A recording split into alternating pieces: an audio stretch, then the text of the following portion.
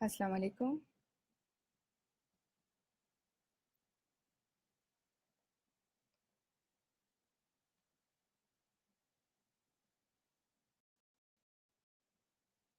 मैं इंतज़ार कर रही हूँ जैसे-जैसे लोग ज्वाइन करते जाएंगे हम अपने सेशन का आगाज़ करते हैं।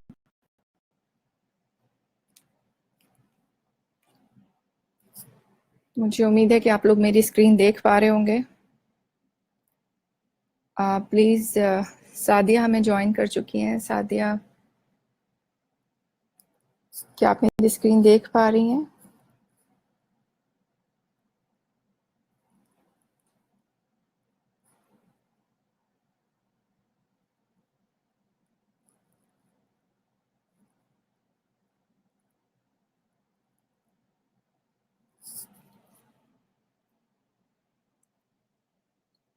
अच्छा, थोड़ा-सा हमें और इंतज़ार करना होगा जब तक कि कुछ और मज़ीद लोग हमें ज्वाइन कर लें। अभी मैं देख सकती हूँ यास्मीन और सादिया हमारे साथ हैं।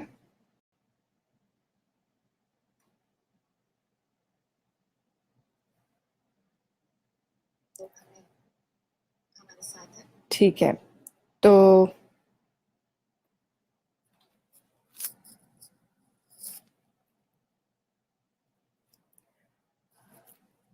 आज हमारा सेशन है how to be emotionally intelligent.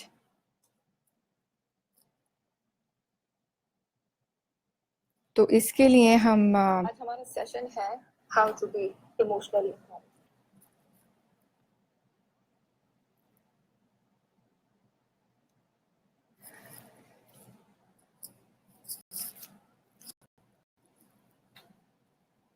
मेरा ख्याल है कि हम अपना सेशन स्टार्ट करते हैं।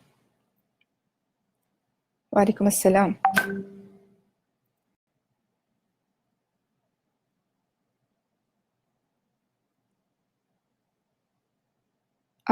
Yes, I'm speaking. अच्छा, so I have to check my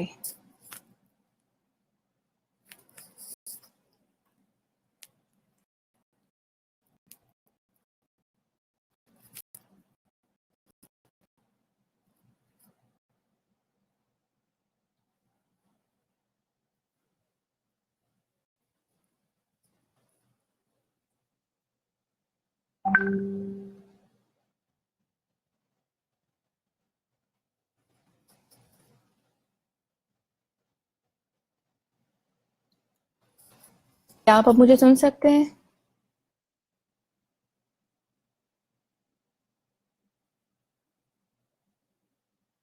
जी अथिया, हमारा टॉपिक है how to be emotionally intelligent.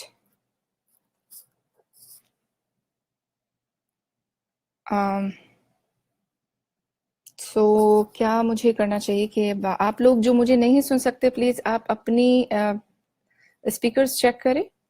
ठीक है, सादिया सुन सकती हैं और अतिया सुन सकती हैं। इसका मतलब है कि आवाज़ मेरी जा रही है। जो लोग नहीं सुन सकते वो प्लीज़ अपनी सेटिंग चेंज करें। अच्छा, तो अब हम अपने सेशन का आगाज़ करते हैं। एज़ हमें कुछ चंद लोग ज्वाइन कर चुके हैं।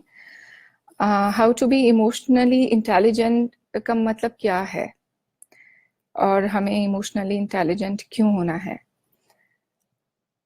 असल में तो हम इमोशंस तो हम सभी के पास हैं। अल्लाह पाक ने इंसानों के अंदर ही इमोशंस पैदा किए हैं। तो बुनियादी तौर पर हमें जानना ये है कि इमोशंस क्या हैं। एक्चुअली सबसे पहले हम इमोशंस के बारे में बात करेंगे कि what are emotions and where do they come from. Emotions क्या हैं और ये कहाँ से आते हैं?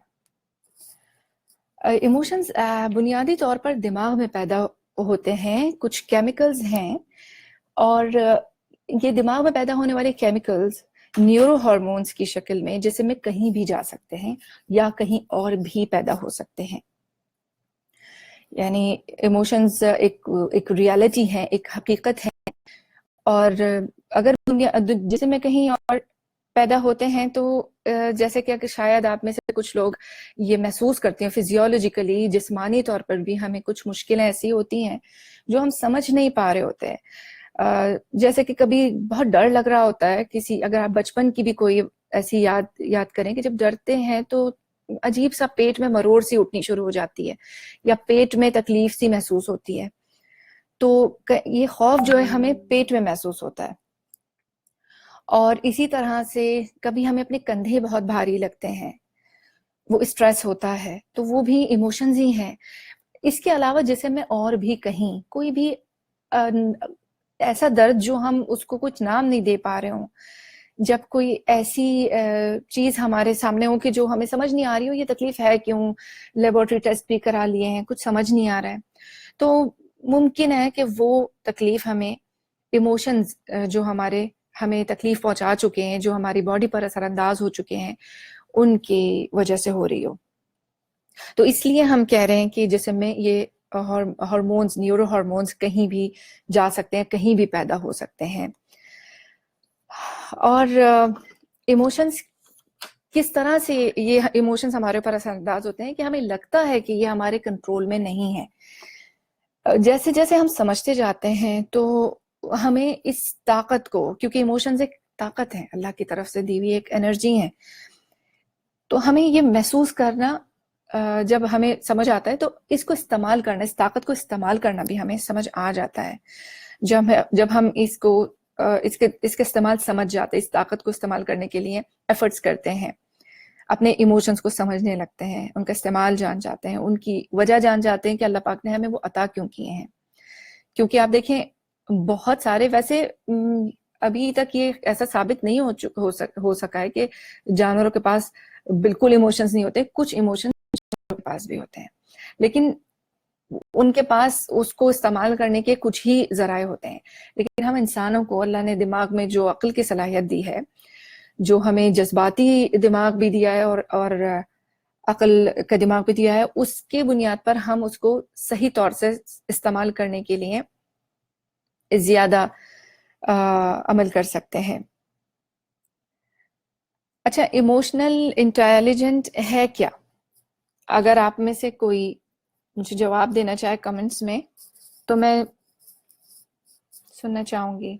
इमोशनल इंटेलिजेंस है क्या?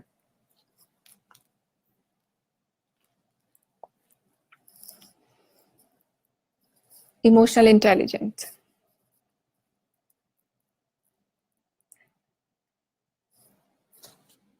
आई थिंक मेरे पास सवाल जवाब लोड नहीं हो रहे हैं। आई थिंक मुझे शायद लेट हूं मैं। इमोशनल इंटेलिजेंट एक्चुअली जज्बात, अपने एहसासात को इस्तेमाल किस तरह से किया जाना चाहिए। जज्बात, जी बिल्कुल, इमोशंस जज्बात हैं। Control over emotions, mood. Sadaf Hina ने कहा है कि it is how we control our emotions and mood. जी, किसी हद तक आपका जवाब सही है, लेकिन मैं आपको एक 2 लाइनों में इसकी डेफिनेशन देना चाहूंगी कि सोच और एहसासात का पुरअसर इम्तिजाज, क्योंकि हमारे एहसास क्या हैं और हम उसके नतीजे में हमारी सोच क्या बनती है, या हमारी सोच क्या है और उसके नतीजे में हमारे एहसास क्या बनते हैं, उन दोनों का मिलन होना या उन दोनों को मिलाकर इस्तेमाल करना बहुत जरूरी है, जिसके नतीजे में हम ज्यादा से ज्यादा बेहतर फैसले कर सकते हैं। तो ये इमोशनल इंटेलिजेंस है। और फैसलों की हमें अपनी जिंदगी में हमेशा जरूरत पड़ती है सही फैसले करने की, to use our emotions wisely. That's very true, कि हम किस तरह से अपने इमोशंस वाइजली यूज कर सकते हैं और उसके लिए हम किस तरह से उनको इस्तेमाल कर सकते हैं, क्या करना चाहिए। देखिए, इमोशनल इंटेलिजेंट होना कोई ऐसा इल्म नहीं है जो कोई आम इंसान नहीं सीख सकता। ये कोई ऐसी साइंस नहीं है कि जिसके लिए हमें कोई बहुत ही लंबी चौड़ी डिग्री लेनी पड़े या बहुत हाईली एजुकेटेड होना पड़े।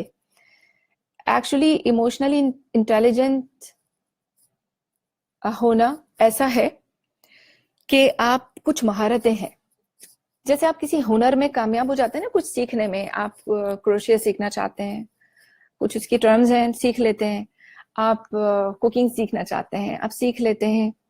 कोई खेल सीखना चाहते हैं, आप सीख लेते हैं। कोई भी नई टेक्नोलॉजी सीखना चाहते हैं, आप सीख लेते हैं।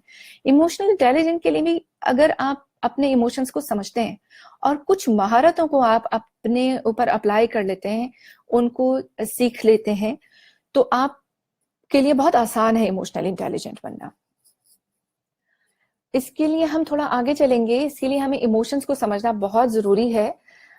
मेरे ख्याल है आप में से अक्सर लोगों ने मुनीर अहमद की ऑडियोज सुनी होंगी, रिसेंटली जो अपलोड की गई हैं पीआरसी के यूट्यूब चैनल पर, identify and naming feelings and mindfulness practice. तो ये दोनों ऑडियोज में काफी अच्छे अंदाज में समझाया है कि आइडेंटिफाई कैसे करना है, नेम कैसे करना है। उसको हम कहते हैं इनहेंस इमोशनल लिटरेसी, अपनी उस काबिलियत को बढ़ाना जिसको हम लिटरेसी, जिस तरह से आप लिटरेसी किसी इल्म सीखने को कह सकते हैं मेरे ख्याल में, तो जज्बाती तालीम या जज्बाती ये नॉलेज जानना, किस तरह से इनहेंस कर सकते हैं, किस तरह से हम इसको बढ़ा सकते हैं। इसको हम इस तरह से बढ़ा सकते हैं कि हम फीलिंग व्हील्स हैं इसके लिए काफी से ज्यादा आपको गूगल पे मिल जाएंगे। अगर आप ये फीलिंग व्हील यूज करना चाहते हैं तो parenting and relationship coaching page पर भी ये फीलिंग व्हील आपको मिल जाएगा, और मुनीरा अहमद ने भी अपनी रिसेंट ऑडियो में यही फीलिंग व्हील आपको उनकी ऑडियो में भी दिखेगा। मेरे ख्याल में हुमैरा इलियास भी पहले शेयर कर चुकी हैं, कई बार ये फीलिंग व्हील आप लोगों से शेयर किया जा चुका है इस प्लेटफॉर्म पे। और इस फीलिंग व्हील को बल्कि हुमैरा ने उर्दू ट्रांसलेशन के साथ भी, मुझे याद पड़ता है कि उन्होंने एक दफा आपको दिया, बिल्कुल जज्बात की आगही, नो योरसेल्फ। बिल्कुल मरियम आप ठीक कह रही हैं, ये जज्बात की आगही, कि जज्बात को जानना, तो यही जज्बात को जानना है और उसको आप किस तरह से बढ़ा सकते हैं।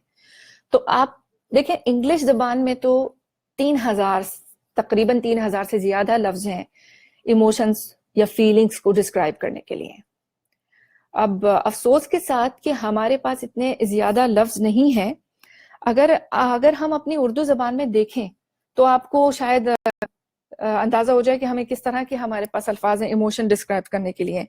कि अगर गुस्सा आ रहा है तो आप कहेंगे, आप हाईएस्ट गुस्से में, बहुत ज्यादा गुस्से में, खून खौलने लगता है भाई, दिमाग फटने लगता है, तड़प रहे होते हैं, ये इस तरह की फीलिंग्स हम कहते हैं कि ये हम फील कर रहे हैं।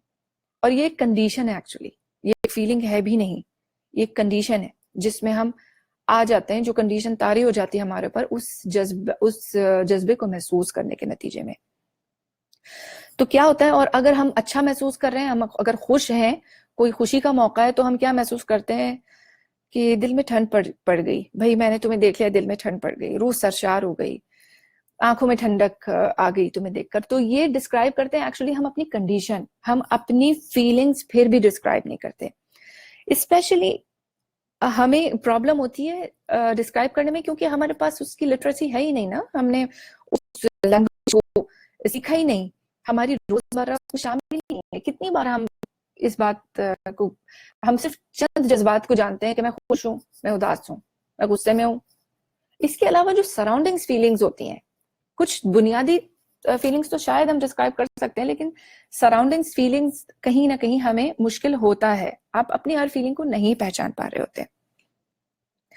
और जब आप इस जबान को समझने लगते हैं, फीलिंग को डिस्क्राइब करने लगते हैं, तो इस जैसे कि जब आप उसको नाम देने लगते हैं, when you name it you tame it, एक प्रोवर्ब है ये, अगर आप नाम देने लगते हैं तो then you tame it. Tame it का अगर हम लफ्जी माने जाने तो टेम कहते हैं किसी वाइल्ड एनिमल को सिधाने को, उसको कंट्रोल करने को।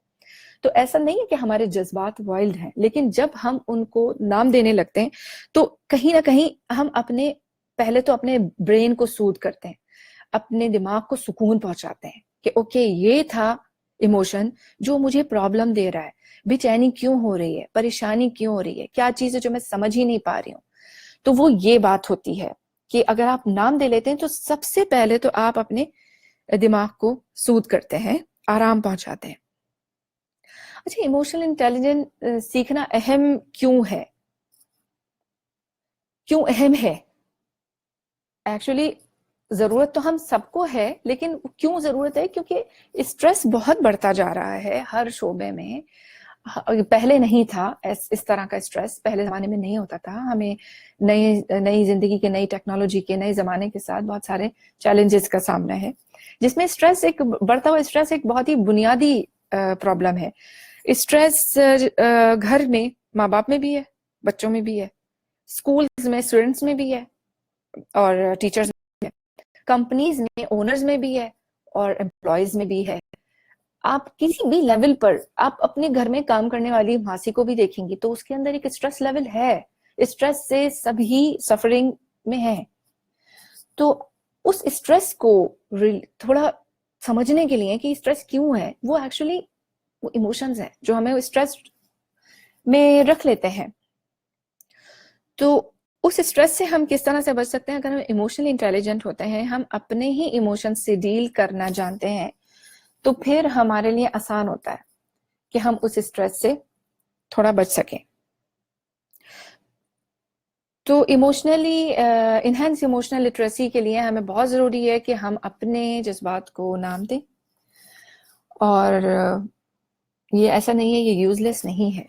यकीन करें कि नाम देना ऐसे कि अरे भाई मुझे तो पता है ना मैं क्या महसूस कर रही हूँ, अब क्या ज़रूरत है कि मैं ये फीलिंग व्हील निकाल कर बैठूं और मैं ढूंढूं कि मुझे तो इतना लंबा चक्कर करने की, मुझे पता है कि मैं क्या महसूस कर रही हूँ। अच्छा, तो फिर बताइए उसका नाम क्या है जो आप महसूस कर रही हैं। अगर आप उस नाम देने के काबिल हैं, हो गई हैं, तो फिर वाकई आपको इस फीलिंग व्हील को निकालने की कोई जरूरत नहीं है। और होता यूं है कि कभी फीलिंग्स का इम्तिजाज होता है। देखिए, बच्चों में तो बेसिक इमोशंस पाए जाते हैं। जहां तक बच्चों की बात है तो हम बेसिक इमोशंस के बारे में भी बात करेंगे। तो बच्चों में तो बेसिक इमोशंस पाए जाते हैं, लेकिन बड़ों में जो है ना, वो कंबाइंड फीलिंग होती है बहुत दफा, और वो कंफ्यूजन होता है कि मैं एक्चुअली महसूस कर क्या रही हूँ। तो कोई एक फीलिंग नहीं होती, वो इम्तिजाज होता है मुख्तलिफ इमोशंस का। तो जब हम अपनी फीलिंग्स को नाम देते हैं तो एक तरह से हम उन्हें अहमियत देते हैं।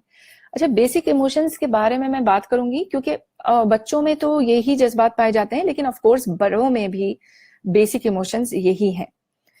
ये 8 बेसिक इमोशंस हैं कि ये इमोशंस क्या हैं और हम ये हमारे साथ क्यों होते हैं। Basic emotions and why we have it. सबसे पहले एंगर है। एंगर, गुस्सा, यानी इसके स्टेजेस होते हैं। नाराजगी पे चिड़चिड़े होते हैं, फिर नाराज होते हैं, फिर आपको गुस्सा, शदीद गुस्सा हो जाता है। तो वो है क्या? वो एक्चुअली फाइट अगेंस्ट प्रॉब्लम, कि जो भी प्रॉब्लम हो रही है आपको, आपको लगता है कि आपको उससे लड़ना है, आपको उससे लड़ना है बस। तो यही एंगर है, यही गुस्सा है। आप लोग मुझे सुन रहे हैं ना? आई होप के कहीं पर कोई डिस्ट्रैक्शन या कुछ ऐसा नहीं हो। कोई भी सवाल हो तो प्लीज आप इस दौरान में करें, तो फिर हम इसमें बीच में अपने सवाल जवाब का सिलसिला भी रखेंगे। कि कोई कंफ्यूजन हो आपको अगर पिछले स्लाइड के बारे में, इमोशनल लिटरेसी के बारे में, कहाँ आपको प्रॉब्लम हुई है, और तो आप प्लीज कॉल करें। तो बेसिक इमोशंस के बारे में मैं आपसे कहूंगी कि thank you Sadaf for answering. अगर आप कोई सवाल करना चाहते हैं तो प्लीज करें। कि एंगर के बारे में हम बात कर रहे थे कि एंगर क्यों होता है। ये नेचुरल है, ऑफ कोर्स, दिमाग से पैदा होता है, और कभी कभी वो बढ़ते बढ़ते इतना ज्यादा बढ़ जाता है कि हम ऑटो पायलट मूड में आ जाते हैं। ऑटो पायलट मूड का मतलब होता है कि आप, जो भी हो रहा है वो अब आपका कंट्रोल में नहीं है। बहुत शुक्रिया खंसा, आप मगन होकर सुन रही हैं, मगर मैं बहुत खुश होंगी अगर आप मुझे कुछ सवाल भी करें और मैं उस जवाब देने के काबिल भी हूँ। तो एंगर में जब हम ऑटो पायलट मूड पे आ जाते हैं, और जब हम अपने आप को कंट्रोल नहीं कर पाते, कई दफा ऐसा होता है, जैसे कि अपने बच्चों के साथ हो, या किसी, अगर आप प्रोफेशनल किसी उससे मुंसलिक हैं, कोई काम में हो, या फिर कुछ किसी भी ऐसे कॉन्फ्लिक्ट्स जब आपके दरमियान में आ जाते हैं, तो आप शदीद गुस्से में आके कुछ ऐसे एक्शंस कर जाते हैं जो आप बाद में रिग्रेट करते हैं, या आपकी इंटेंशन वो करने की नहीं होती। तो वो हमें लगता है कि गुस्सा इसलिए आया कि लड़ो, उस प्रॉब्लम के अगेंस्ट लड़ना है।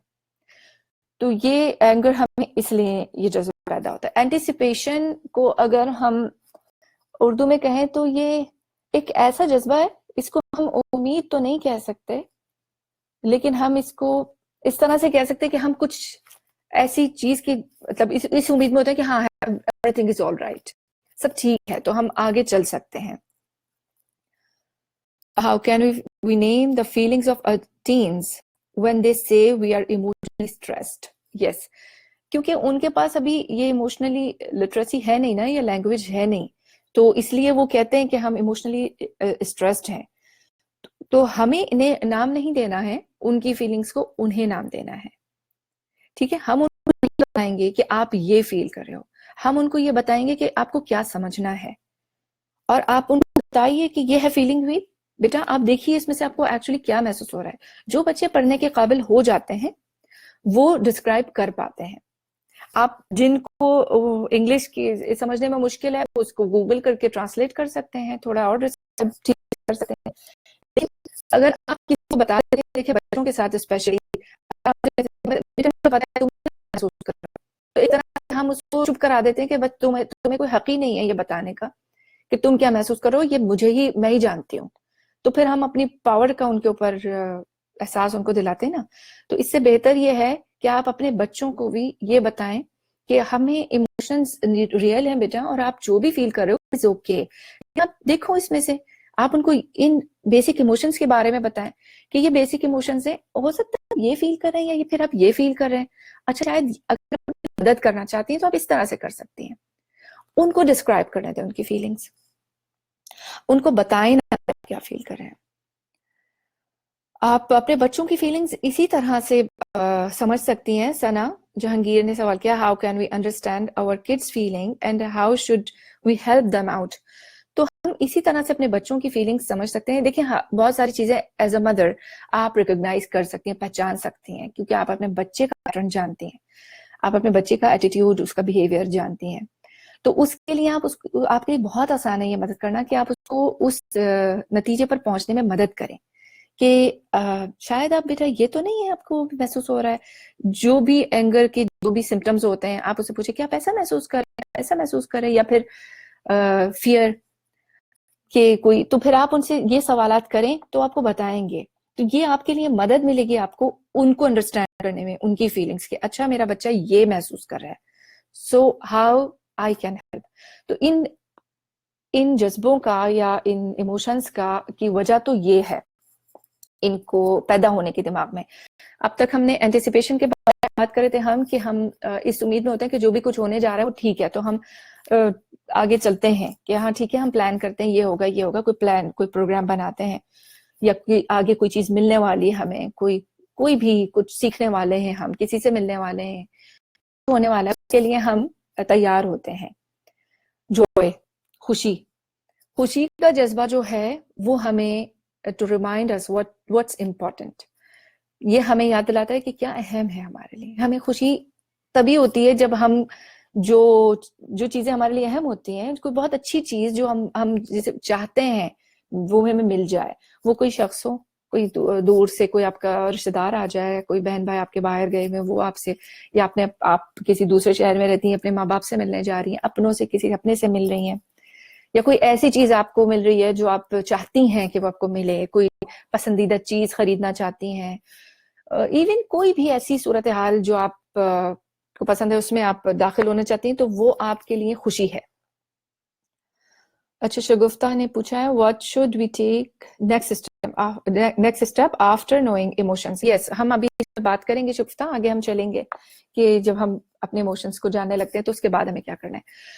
ये मैं बेसिक इमोशन सिर्फ बच्चों के लिए मदद मिलेगी हमें अपने बच्चों की फीलिंग समझने के लिए. Trust to connect with people. जब बच्चे ट्रस्ट करते हैं किसी, और बच्चे बहुत उनकी सोच बहुत ही रियल होती है, प्योर होती है, क्योंकि बड़ों के लिए बड़ा मुश्किल होता है ट्रस्ट करना, क्योंकि हम बहुत सारी मुख्तलिफ उसमें रहते हैं. बड़े जब अपने तजुर्बा की वजह से भी शायद इतने आसानी से ट्रस्ट नहीं कर पाते, लेकिन बच्चे बहुत आराम से ट्रस्ट कर लेते हैं.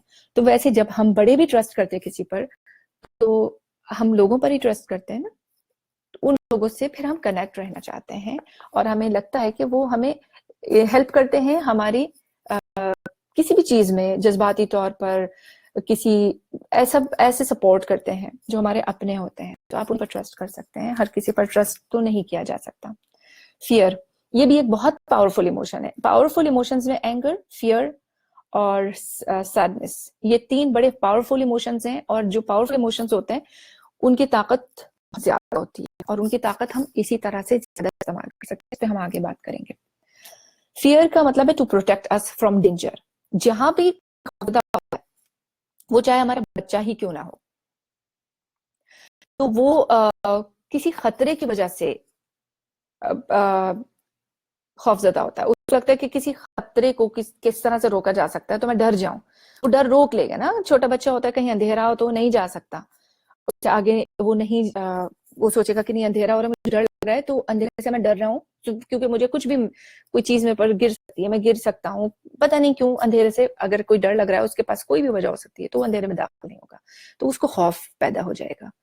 इसी तरह से आग या कोई भी, ये तो फिजिकल चीज है, मैं आपसे बता रही हूँ। बच्चे कभी कभी बड़ों से डरने लगते हैं, उनके एटीट्यूड से डरने लगते हैं, उनको डर होता है तो वो पहले खौफ आ जाता है कि नहीं बात नहीं करूंगा, कि वो डर है उनको। तो ये डर भी जो है बहुत सारी चीजों से ग्रोथ रोक देता है, बहुत परेशान करता है, अगर डर को हम तारी कर लेते हैं अपने ऊपर। इसके आगे है सरप्राइज। सरप्राइज में आप शॉक भी कह सकते हैं, क्या कोई भी सदमा भी सरप्राइज हो सकता है, और कोई अच्छा सरप्राइज भी सरप्राइज, यानी कोई भी अचानक होने वाली सूरत हाल सरप्राइज है, तो आप उसके लिए तैयार नहीं होते। अचानक होने वाली सूरत हाल के लिए आप तैयार नहीं होते, तो आप फौरी तौर पे कोई भी रिस्पॉन्स या रिएक्शन नहीं दे पाते, आप फ्रीज हो जाते हैं, स्टॉप हो जाते हैं, और वो काफी देर के बाद आपको पता चलता है कि अच्छा ये हो रहा था। इसके बाद है उदासी, गम। गम हमेशा तब होता है जब वो चीज हमसे दूर हो जाए जो हम चाहते हैं, या वो लोग या वो चीज या वो सिचुएशन या कोई ऐसी ख्वाहिश से हम दूर हो जाएं जो हम चाहते हैं, तो हम गमजदा होते हैं। अच्छा, डिसगस्ट जो इमोशन है उसका मतलब ये है कि रिजेक्शन, कि जो आपको पसंद नहीं आता आप उसे रिजेक्ट कर देते हैं। मैं तो देखना भी नहीं चाहती, उसके बारे में तो मैं सुनना भी नहीं चाहती, मसलन। या कोई चीज आप रिजेक्ट करते हैं, जिस चीज को भी आप फेस नहीं करना चाहते बिल्कुल, वो डिस्गस्ट की फीलिंग है। तो हम बेसिक इमोशन से आगे चलते हैं। आपने मुझे अभी सवाल किया था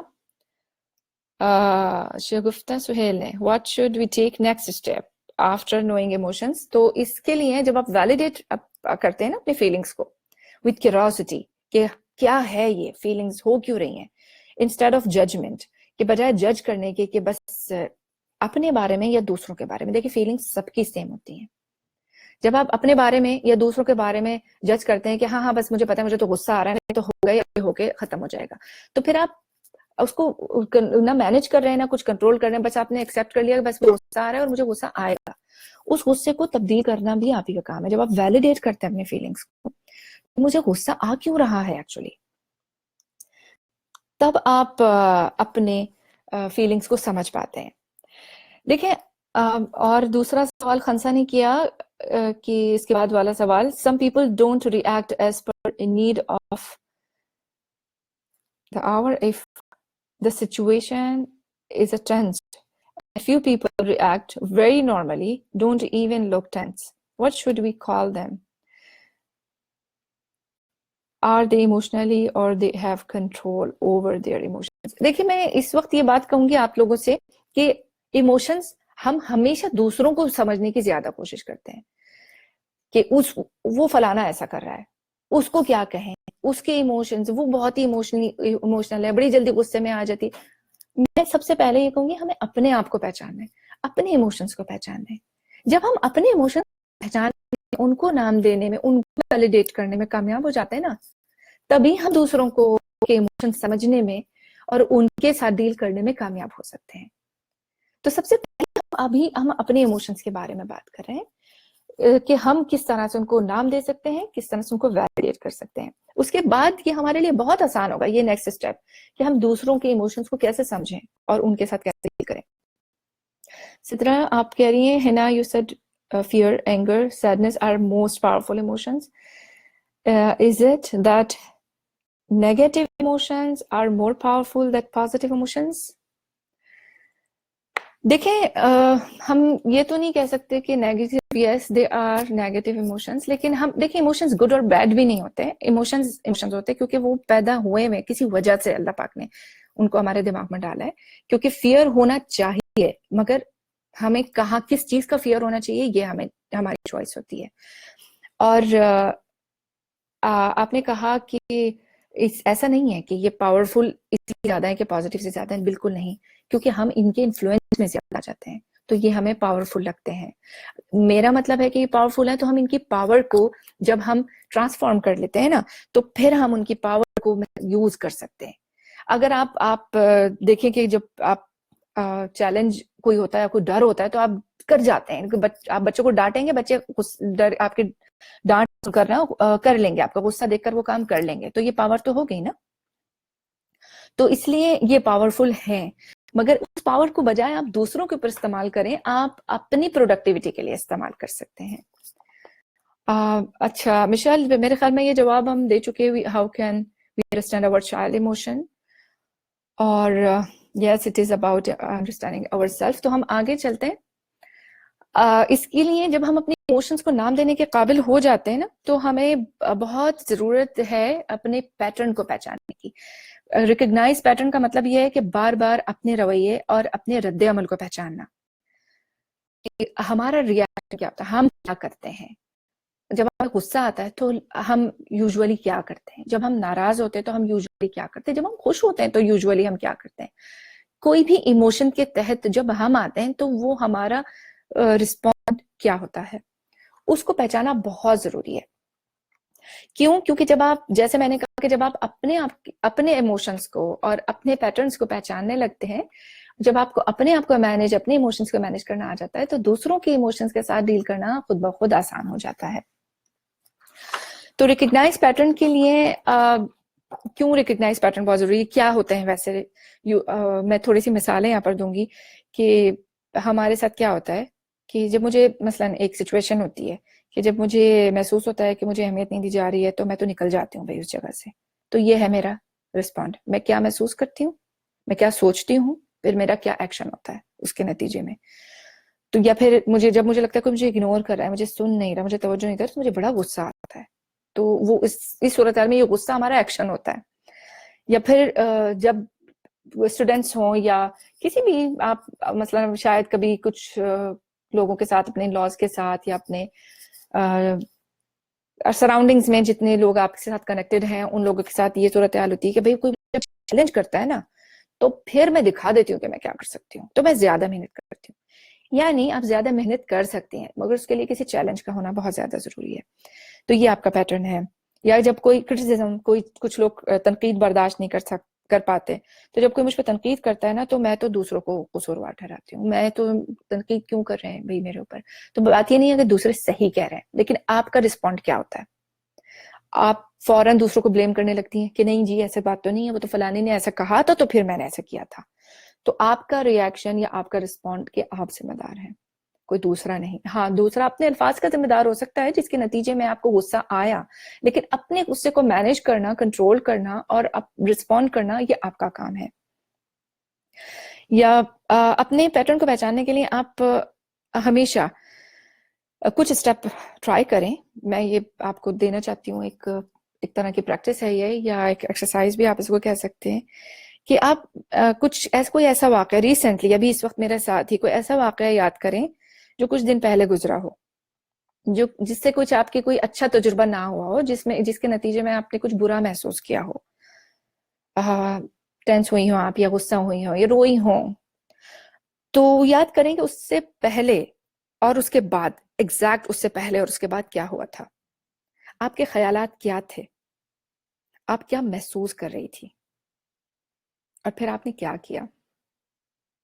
जरूरी नहीं है कि आप ये कमेंट्स में शेयर करें, लेकिन अगर आप ये ट्राई कर रहे हैं तो आप जरूर शेयर करें कि हाँ जी मैं ये मैंने किया, क्योंकि ये काफी काम आता है। जब हम ये मश्क करते रहते हैं ना, तो हम अपने पैटर्न को पहचानने लगते हैं कि अच्छा मैंने ये किया था, उस दिन ये हुआ था ना, लड़ाई हो गई थी, या फिर बच्चों के ऊपर मुझे गुस्सा आ रहा था, या किसी दोस्त के साथ कोई कॉन्फ्लिक्ट हो गया था, तो फिर मैंने ना ये रिएक्ट किया था। तो जब आप अपना पैटर्न, अच्छा उस वक्त ये किया था, फिर उससे पहले क्या किया था, यूजुअली मैं इस तरह से करती हूँ, तो मुझे क्या करना है, मुझे तो अपना पैटर्न चेंज करना है। जब आपको पता चलता है कि इसके रिजल्ट्स कोई पॉजिटिव नहीं निकलता, हर पैटर्न आपको चेंज नहीं करना। कभी कभी ऐसा भी होता है कि आप बहुत अच्छा कुछ रिस्पॉन्ड कर रहे हो, तो आप उसको चेंज करने की आपको जरूरत नहीं है, आप उनको कंटिन्यू रखें, कुछ पैटर्न जो अच्छे हैं। लेकिन जब आप अपने पैटर्न को पहचानने में कामयाब हो जाते हैं, तो वो आप उनको फॉलो करना रुक जाते हैं। आप उनको जरूरी नहीं है कि आप उनको रिपीट करें बार बार। जैसे कि हम कह चुके हैं कि पैटर्न जो है वो रिपीटिंग ऐसा रवैया जो हम रिपीटेडली अपने ऊपर अप्लाई करते हैं जब भी कुछ हमारे साथ होता है। तो अगर वो पैटर्न्स हेल्पफुल नहीं है तो आप उनको स्टॉप कर सकते हैं, और अगर वो हेल्पफुल हैं, अगर आपको उनके अच्छे नतीजे हमेशा मिलते हैं, तो आप उनको जारी रख सकते हैं। लेकिन अपने पैटर्न्स को पहचानना बहुत ज्यादा जरूरी है। हम क्या सोचते हैं, क्या महसूस करते हैं, और उसके बाद क्या एक्शन करते हैं। देखिए, कुछ लोगों में ये भी मुमकिन है कि ऐसा हो कि आप पहले आप सोचते हो फिर महसूस करते हो, लेकिन एक्शन तो हर सूरत में आखिरी वो होता है। लेकिन कुछ लोग अपने एक्शंस के बाद भी सोचते हैं, अगर कुछ कभी कभी नदामत होती है, कभी कभी कोई ऐसी चीज होती है, तो इसके लिए तो पैटर्न्स को पहचानना बहुत ज्यादा जरूरी है। देखें, जब हम इमोशनली प्रैक्टिस ये कर लेते हैं ना, तो फिर हम क्या फर्क पड़ता है हमारे ऊपर, the difference after we practice emotional intelligence. तो आप यहाँ देख सकते हैं स्क्रीन पे जो मैं आपसे ये स्लाइड शेयर कर रही हूँ कि लो इमोशनल इंटेलिजेंस में आप क्या होते हैं, एग्रेसिव होते हैं, डिमांडिंग होते हैं, आप ईगोइस्टिकल होते हैं, बॉसी होते हैं, कॉन्फ्रंटेशनल होते हैं। आप हमेशा ऐसे जज्बे में रहते हैं कि जो सेल्फ सेंटर्ड रहते हैं यूजुअली, जब आप लो इमोशनल इंटेलिजेंस होते हैं। लेकिन आपकी जब इमोशनल इंटेलिजेंस बढ़ जाती है थोड़ी सी, तो आप हाई होती जाती है, तो आप उसमें असर्टिव हो जाते हैं, एम्बिशियस हो जाते हैं, आप अपने चार्ज लेते हैं अपने फैसलों की और अपने एक्शंस की, और आप अच्छे फैसले कर पाते हैं, कामयाब फैसले कर पाते हैं। तो इसी तरह से आगे है कि इजीली डिस्ट्रैक्टेड, या सेल्फिश होना, या पुअर लिसनर होना, इम्पल्सिव, कि जब आप अच्छे सुनने वाले होते हैं, दूसरों के जज्बात को भी वैलिडेट करना ये होता है कि जब आप उनको सुनते हैं अच्छे तरीके से, उनको तवज्जो देते हैं। और इजीली डिस्ट्रैक्ट होना भी आपकी लो इमोशनल इंटेलिजेंस में शामिल है। इसी तरह से जब आपकी हाई इमोशनल इंटेलिजेंस आप हो जाते हैं, तो आप एंथुसियास्ट रहते हैं, आप बहुत, आपके अंदर एक जज्बा होता है कि आप समझ रहे हैं उस चीज को। लो इमोशनल इंटेलिजेंस में आप चेंज के नहीं चाहते, आप पैसिव होते हैं, आप अनरिस्पॉन्सिव होते हैं, आप स्लो होते हैं, जिद्दी होते हैं, जहां पर लो इमोशनल इंटेलिजेंस होती है।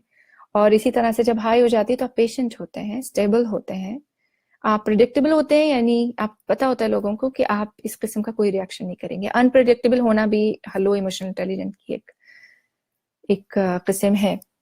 आप गुड लिसनर होते हैं, क्रिटिकल होते हैं जब आपकी लो इमोशनल इंटेलिजेंस होती है, पिकी होते हैं कि नहीं, मैं ये तो मैं तो यूं हूं, मैं अपने सेल्फ सेंटर, जैसे मैंने कहा, आपको खुश करना बड़ा मुश्किल होता है दूसरों के लिए। लेकिन जब आप हाई इमोशनल इंटेलिजेंट हो जाते हैं, तो फिर आप मोहतात होते हैं, आप क्लियर होते हैं, आप तफसील में जाते हैं। तो ये सारी चीजें जो है हमें फायदे मिलते हैं इमोशनली इंटेलिजेंट होने के। और इमोशनल इंटेलिजेंस, जैसे कि मैंने पहले कहा, कि कुछ महारतें हैं जिन पर अमल करके, जिनको सीख कर हम इमोशनली इंटेलिजेंट हो सकते हैं।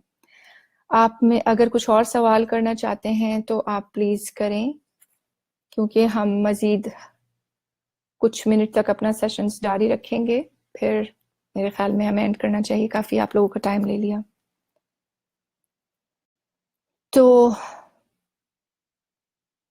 ये जो डिफरेंस हमारे अंदर आता है, आहिस्ता आहिस्ता ये ग्रेजुअली आता जाता है, और हमारी जरूरत इस बात की है कि प्रैक्टिस करते रहें वो इमोशनल इंटेलिजेंस। और जैसे कि हमने कहा, ये जो जजमेंटल हम होते हैं ना दूसरों के बारे में, कि भाई यानी अपने आप को हम देखते नहीं है, दूसरों को पहले देखते हैं, ये एक नॉर्मल बिहेवियर होता है हमारा, कि जैसे कि हमारे अंदर तो वो इमोशन है ही नहीं, नहीं भाई, हमारे अंदर भी वो इमोशन है और उसी शिद्दत से है। तो पहले अपने आप को समझेंगे तो दूसरों को समझने में कहीं ज्यादा होगी। तो एक तरह से पीछे हम थोड़ा सा चले जाते हैं कि हमने पहले अपने को बढ़ाने के लिए बात की कि हम अपने इमोशंस को नाम दे सकें, और जब हमको नाम देते हैं तो इक़रार आ जाता है हमारी अपने ही दिमागों के, हाँ भाई ये थी उसूलन जो हमारे साथ प्रॉब्लम हो रही थी, वो ये इमोशन कर रहा था। और उसके बाद हमने बेसिक इमोशंस के बारे में बात की कि बेसिक इमोशंस क्या हैं और वो क्यों होते हैं। और उसके बाद हमने इमोशंस को वैलिडेट करने के बारे में बात की। और उसके बाद हमने अपने पैटर्न को पहचानने के बारे में बात की। और जी उसके बाद हमने कहा कि जब हम थोड़े लो होते हैं इमोशनल इंटेलिजेंस में तो हमें क्या प्रॉब्लम्स हो रही होती हैं, और प्रैक्टिस करके जब हम इमोशनली इंटेलिजेंट बन जाते हैं तो हम क्या चीज़ें अचीव कर सकते हैं। हम अगर ये इरादा कर लें ना कि हम एक बेहतर दुनिया बनानी है, हम हमेशा दुनिया से ये तवक्को करते हैं कि दुनिया तुम बेहतर हो जाओ, दुनिया बन किससे रही है, दुनिया हमसे बन रही है। ये चेंज हमें पैदा करना है सबसे पहले खुद में और उसके बाद अपने आसपास के लोगों में। तो जब हम एक बेहतर दुनिया बनाने के काबिल हो जाएंगे ना, हम अपने साथ 2-4 लोगों को भी इस काबिल बनाने में कामयाब हो जाएंगे, तो आप सोचें कि वो कितना बढ़ता रहेगा ना, वो सर्कल बढ़ता रहेगा और एक दिन उम्मीद है कि दुनिया बहुत बेहतर हो जाएगी। अगर 1 बिलियन लोग प्रैक्टिस करने लगे इमोशनल इंटेलिजेंस, तो आप सोचें कि दुनिया कितनी बेहतर हो जाएगी जब आपके सराउंडिंग्स में ऐसे लोग हों। तो इंशाल्लाह इरादे हैं और मुझे उम्मीद है कि आप लोगों को, थैंक यू खंसा, कि ये सेशन आपको इंफॉर्मेटिव लगा और ये आपको काम आए। इंशाल्लाह अगर फीडबैक हमें अच्छी मिलेगी तो आप लोगों के लिए पीआरसी का चैनल हमेशा खुला हुआ है। आप पीआरसी सोशल नेटवर्क फॉलो करें, पीआरसी फेसबुक पेज फॉलो करें, पीआरसी का यूट्यूब चैनल फॉलो करें। आपको बहुत इंफॉर्मेटिव वीडियो ऑडियोस उस पर ही मिलेंगी। तहरीम, आपका सवाल मैं ले लेती हूँ। How to deal yourself when you are confused about our emotions. Tahreem, जब हम अभी देखें कंफ्यूज हम जब होते हैं, जब अभी हमें पता नहीं होता ना, देखिए वो महारतें सीखनी पड़ती हैं, हमें थोड़ा सा वक्त देना पड़ेगा, थोड़ी सी मेहनत करनी पड़ेगी, बहुत ज्यादा मेहनत तलब काम भी नहीं है, सिर्फ फोकस करना पड़ेगा माइंडफुली, अपने जहन को हाजिर रख के वो फोकस करना पड़ेगा अपने इमोशंस पे। तो जैसे जैसे आप इस काबिल होती जाती है ना, तो आपका कंफ्यूजन दूर होता जाएगा, फिर आपको अपने आप को डील करना बहुत आसान होगा। और यकीन करें कि ये बिल्कुल हकीकत है, ये बिल्कुल आसान है ये काम करना। Exactly, knowing emotions means knowing own worth and value. बिल्कुल यास्मीन, आप ठीक कह रही हैं। तो हम अपने सेशन का इख्तिताम करते हैं और इंशाल्लाह आप इन टच रहें। अगर ज़रूरत होगी तो हम कुछ और सेशंस भी करेंगे इस पर। उम्मीद है आप लोग को सेशन पसंद आया होगा और आपके लिए मुफीद साबित होगा। Thank you very much all. मैं आपका फिर शुक्रिया अदा करती हूँ और आप लोग please stay connected with PRC. Allah Hafiz.